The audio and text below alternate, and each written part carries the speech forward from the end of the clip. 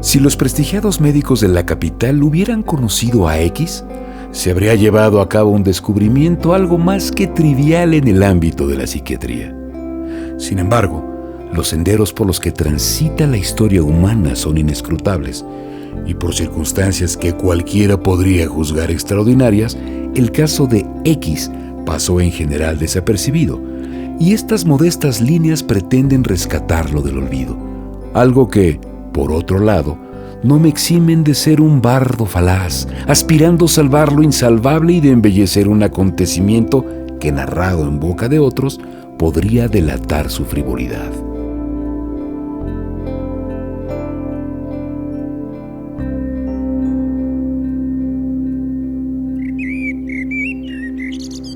Nacido en un hogar humilde, X vivió su infancia en una cabaña de piedra y cristal al lado de un riachuelo en el bosque maderero.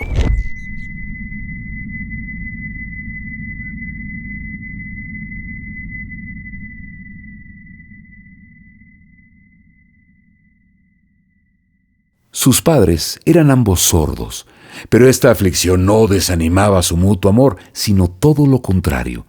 La sordera motivaba su diario quehacer y fortalecía sus lazos de afecto como pareja de infortunados. Lástima que no podemos decir lo mismo del desatendido X. Ciertamente, el padre de esta familia peculiar oficiaba como leñador, actividad que constantemente vulneraba su integridad física, ya que la falta de sentido auditivo lo hacía propenso a tener accidentes por caídas.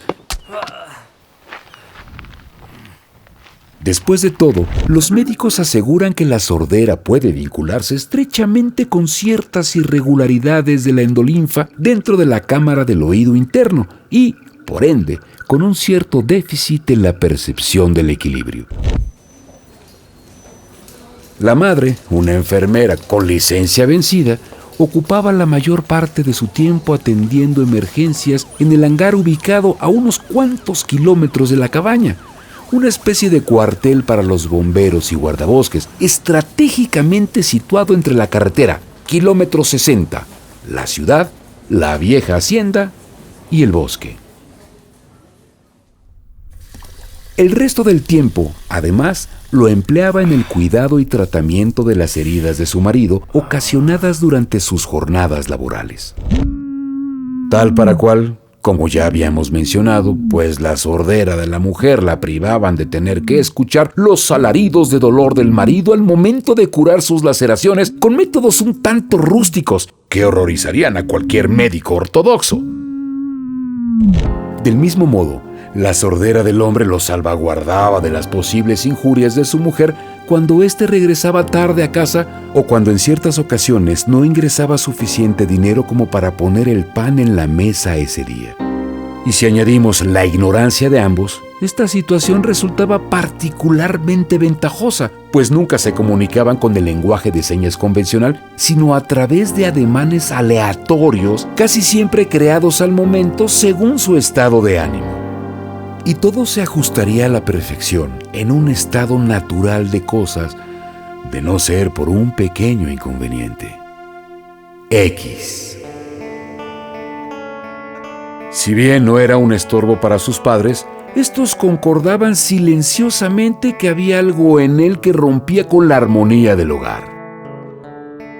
A falta de recursos para confiar al niño con algún tutor, sus progenitores no tenían alternativa y se turnaban para llevárselo a sus respectivos entornos laborales.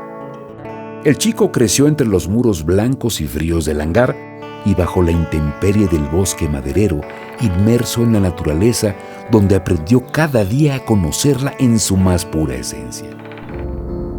Y esta excesiva curiosidad innata de X para conocer su medio ambiente no era la única anomalía que los sordos advertían en su retoño.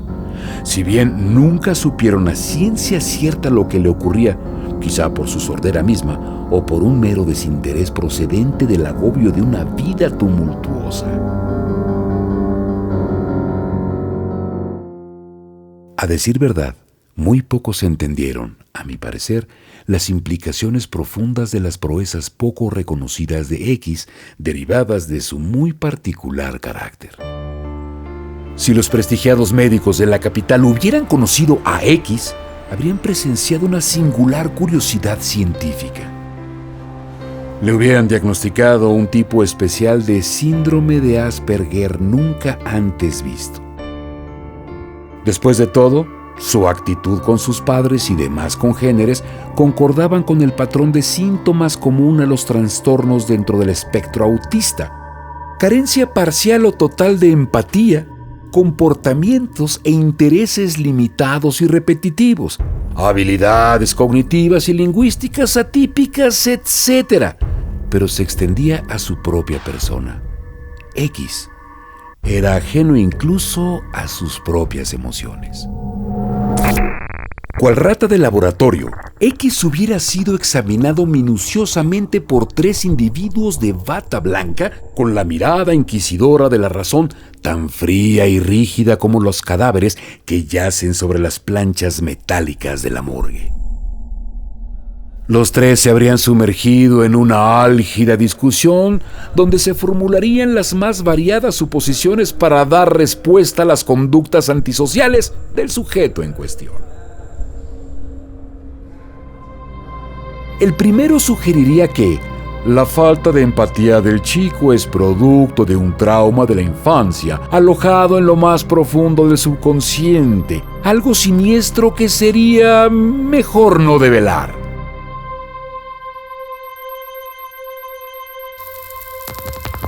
El segundo, más sobrio, teorizaría que sencillamente la exposición a ciertos teratógenos en las primeras etapas del desarrollo embrionario causaron una migración anormal de las células del feto en formación, afectando así la estructura final del cerebro ya constituido como tal y la conectividad de las redes neuronales.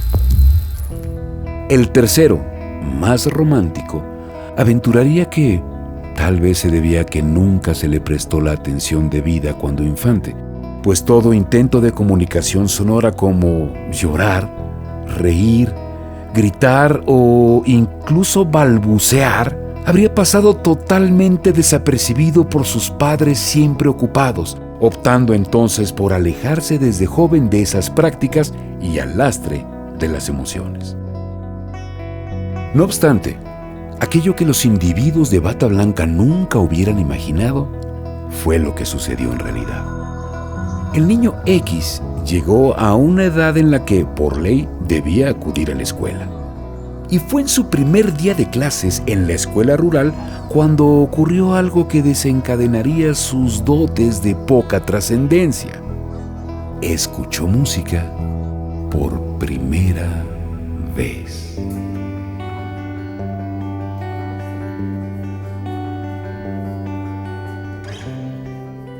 Un joven profesor de auténtica vocación y con la flama de la esperanza aún crepitando en su mirada, había llevado su guitarra, encomendado a la tarea de dar a conocer el júbilo de una vida en conformidad con Cristo y con Dios, a sabiendas de los conflictos que sus acciones evangelizadoras podrían depararle con las autoridades de aquella escuela laica. Sin embargo, a X no le interesó en lo más mínimo el mensaje iluminador de las canciones de su profesor, pero las primeras notas sí detonaron en su mente una compleja serie de estímulos eléctricos y reacciones químicas que le hicieron experimentar algo hasta ese momento desconocido para él: una emoción. Por primera vez, había encontrado un sentido a su existir. La música se volvió un elemento crucial para su adecuada desenvoltura en la sociedad. Solo durante el breve lapso en que escuchaba una pieza musical podía comprender su entorno y comunicarse adecuadamente con los demás. Era natural, por lo tanto, que únicamente a través de la articulación armoniosa de sonidos y ritmos consiguiera sobrevivir.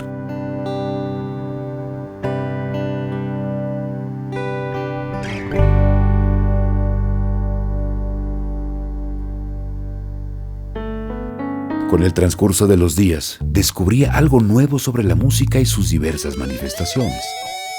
Al principio, lo asaltaba la confusión al entrar en contacto con melodías tan dispares.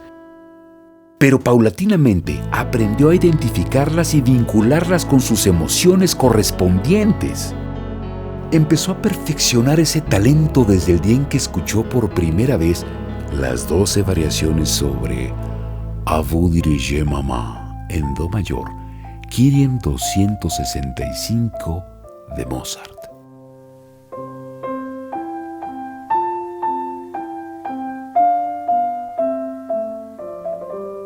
Fue durante una demostración en una visita guiada a la biblioteca del municipio más cercano, organizada por los directivos de su escuela. A X le pareció algo sumamente distinto a lo que estaba acostumbrado a oír y su curiosidad incrementaba cada vez más. Si el tiempo y los recursos se lo permitían, X tomaba el camión y se dirigía a la biblioteca, más exactamente al catálogo de música, pues los libros nunca le interesaron. Pasaba horas escuchando grandes composiciones, empatándolas con la gama de emociones que le hacían sentir. Así, por ejemplo, se sentía alegre con Mozart.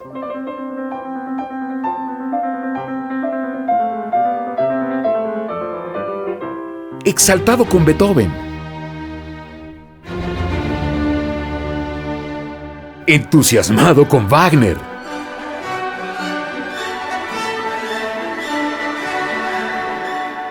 Sereno con Debussy.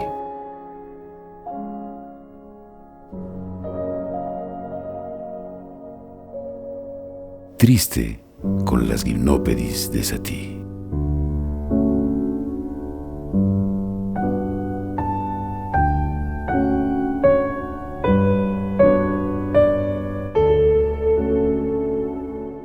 Siempre ignoró, por supuesto, la teoría y notación musical. Únicamente le interesaba abandonarse a la sensación. Pronto se vio en la necesidad de hallar un método para controlar sus emociones y actitudes, pues no podía dejar de sentir cierta simpleza con las tonadas pop de la radio.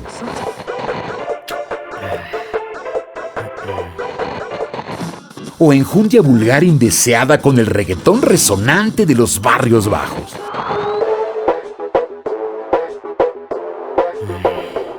Con el pasar de los años, y gracias a varios empleos temporales que tuvo, invirtió todos sus ahorros en un reproductor MP3, el dispositivo ideal que lo ayudaría a desenvolverse como un miembro más de la sociedad.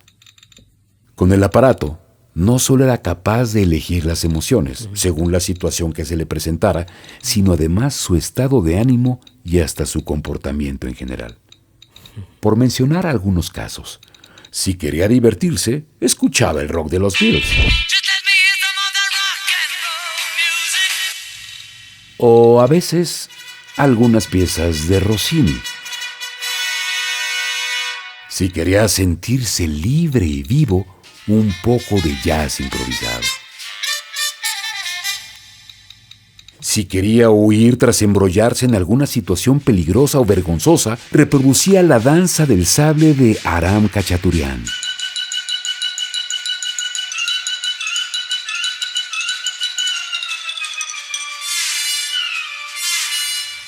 Y si pretendía apresurar alguna actividad monótona, dejaba sonar repetidas veces En la gruta del rey de la montaña de Edvard Grieg, etc.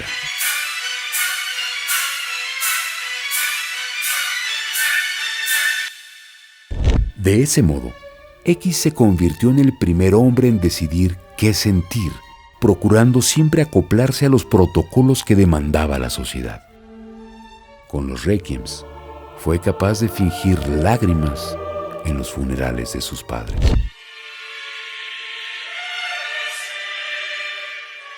Con las odas, contemplaba maravillado la naturaleza. Y de acuerdo a cómo le apeteciera, no tuvo problema en elegir a quién amar u odiar, fuera o no meritorio el sentimiento. Por desgracia, estos increíbles dotes poseían una gran desventaja: la dependencia de X hacia su reproductor de música.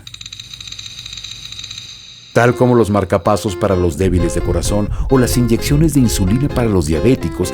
X requería su dispositivo para poder llevar una vida normal. Por eso, si por alguna razón faltaba el aparato en algún evento social, afloraba su automatismo y sus coetáneos se exacerbaban por tener que convivir con un monigote desalmado. Por fortuna, eso casi nunca sucedía, y X disfrutó sus experiencias. Consiguió enamorarse a voluntad propia, tener una erección en la noche de bodas. Después de todo, los médicos aseguran que la rigidez del miembro viril es producto de una compleja interacción entre factores neuronales, psicológicos, endocrinos y vasculares. En fin, nada que la pieza musical adecuada no pueda resolver y emular euforia en el nacimiento de su primogénito. No obstante, los senderos por los que transita la historia humana son inescrutables y por algún defecto congénito heredado de sus padres, X quedó sordo.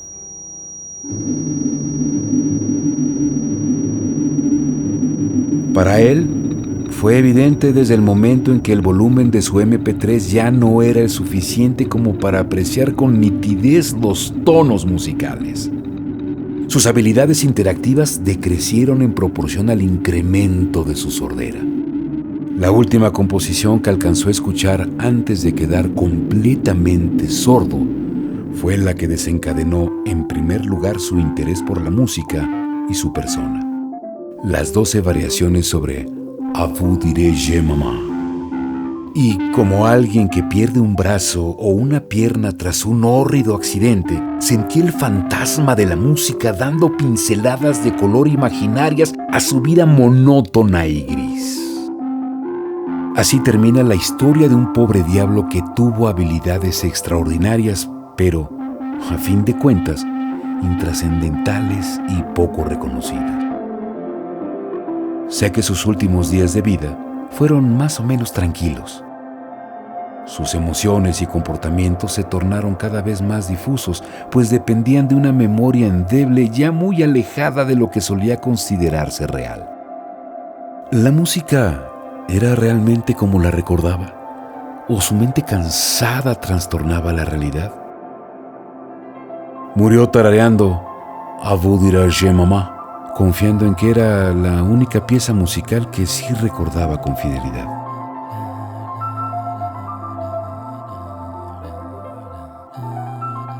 Murió como cualquier ser humano, envuelto en la dicha de la oscuridad y el olvido eternos.